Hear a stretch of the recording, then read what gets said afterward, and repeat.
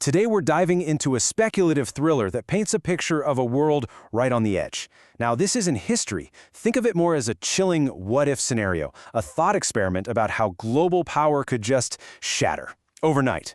And it all begins with one man and one absolutely impossible escape. So, just picture it. The story doesn't kick off with some huge explosion, but with a sudden, eerie silence. Right in the heart of New York City, a plan is unfolding. And at its center is the most high-value prisoner on the planet. And, it's about to change, well, everything.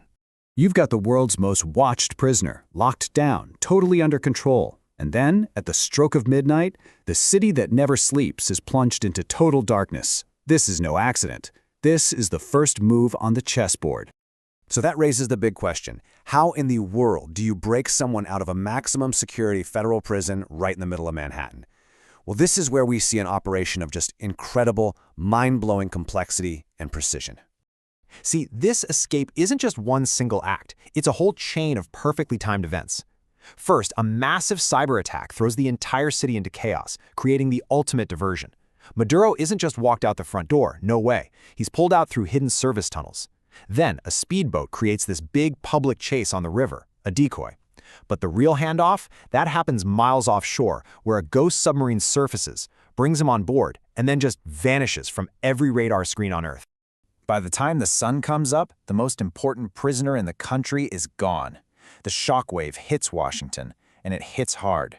This is way more than just a prison break. It's a direct, brazen challenge to American power, right on its own soil. And the response is swift, and it is severe. A maritime blockade? That is a serious escalation. This isn't a manhunt for one guy anymore. This is the opening shot of a global standoff.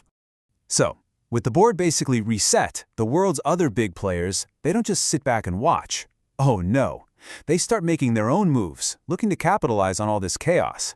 And right away we see two totally different strategies emerge. Russia plays it coy, the strategic silence. They say nothing, but they use the disruption to start messing with the oil markets. China, on the other hand, acts with this quiet, deadly efficiency. No big speeches, no loud announcements. Just a sudden technical issue that happens to gut U.S. sanctions and starts to chip away at the dollar's dominance. And this right here becomes the symbolic heart of the whole thing. For everyone, investors, allies, enemies, the realization starts to sink in. The world where Washington makes all the rules, well, it just cracked. A whole new game has just begun. So where does Maduro pop up? Not Moscow, not Beijing. He appears in Iran. But here's the twist. He's not there seeking asylum. He arrives with decades of institutional knowledge on how to survive and even profit from sanctions. He basically becomes a living, breathing instruction manual for how to defy the entire Western system. He's not a president anymore. He's what you'd call a node. A central point that can activate all these old networks for smuggling fuel, for shady financial schemes, for intelligence gathering, all of it under new management. He's become a decentralized weapon. The global reaction isn't some unified cry of outrage, not even close. It's pure, uncut self-interest. Europe is freaking out about its gas supply. Africa sees a golden opportunity to cut new deals. And Latin America learns a pretty powerful lesson. If the U.S. can't even hold on to Maduro, then maybe nobody's really untouchable.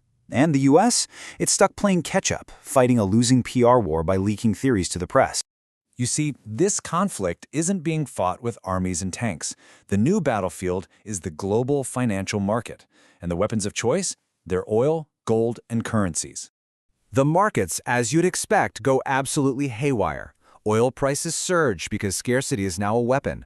Gold spikes as investors panic and flee to safety. And for the first time in a very long time, the US dollar starts to look unstable, rocked by a crisis of confidence. The whole system is shaking. Russia uses the crisis for some cold, hard leverage, delivering a forecast to Europe that's really just a thinly veiled threat about oil prices. But China's move, that's even bigger.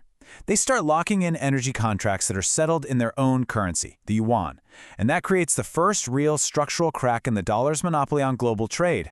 And then the most dangerous phase begins. Maduro starts to talk, not at press conferences, but through strategic leaks. He's not selling oil anymore, he's selling the system's secrets, proof of Western corporations and international banks that were secretly profiting from the very sanctions they were supposed to be supporting. This kind of information warfare is devastating. The fight is no longer external, it turns internal. Congress starts demanding hearings, intelligence agencies point fingers at each other, and the whole media narrative just fractures. From the outside, America doesn't look strong. It just looks confused and divided. And all of this leads to the final and, frankly, chilling takeaway. This isn't just a crisis that's going to blow over. It's a fundamental reset of the global system. It's establishing a brand new and much more dangerous set of rules. It all really boils down to this one simple question. If the established order can be knocked off balance this easily, what in the world comes next? Well, the answer seems to be a slow-motion redistribution of power. There are no tanks rolling across borders, no dramatic battles. This war is fought quietly, on financial charts, with sanctions, with mysterious accidents that just so happen to disrupt major supply chains. It's a war fought completely in the shadows. And maybe the most unsettling idea of all is this. People just adapt. The markets adjust to the new chaos. The politicians keep smiling for the cameras. This constant state of low-grade economic and information warfare, it just becomes the new normal, masking this profound power shift happening right under our noses. And so we're left with this final, really provocative question. If the old rules are broken and the official powers look like they're a step behind, this whole scenario forces us to ask, in a world that's up for sale, who are the real buyers? Who is actually in control?